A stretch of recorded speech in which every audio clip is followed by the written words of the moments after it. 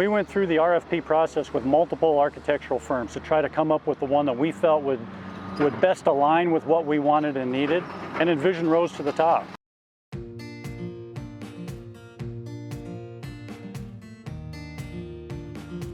There is a great deal of pride in the school system of Waverly-Shell Rock, and we see that played out over and over again.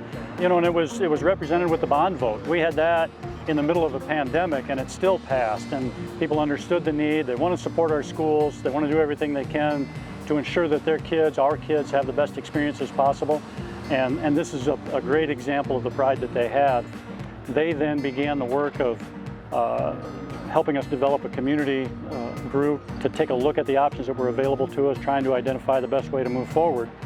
Ultimately, that resulted in a recommendation to the board to build 2 new elementary schools and to close the 3 buildings in Waverly, and then to renovate the current building in Shell Rock. There are a lot of things that come to mind, and certainly the people with INVISION have been great. You know, we worked with Laura and Brad and Kate, and the really nice thing about having Kate be the lead architect in this project is she lives in Waverly, and she wants the best for this project too. And so I have come to rely on her a great deal to provide oversight and provide good direction and advice, because I know that she has our best interests at heart. And that was a question that a lot of people had was, you know, where are you going to build it? And then once we selected the sites, it was a lot of, why did you choose that space? Well, the reality is we knew we needed at least 15 acres. And there weren't a lot of places where 15 acres were available. And so we went to where there was space that the landowners were willing and able to sell it to us at a price that we felt we could afford.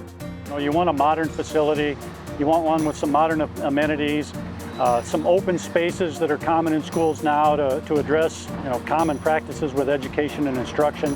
And we didn't have those in the aging buildings that we have. Our current facilities, they don't have gymnasiums in the current schools, you know, and we end up in that space having to do gym class and lunch and trying to balance all of that. Our music and art currently share a space, and now we're going to have, you know, dedicated spaces for those classrooms. It'll make scheduling that much easier. So it really will be nice to have those sorts of things.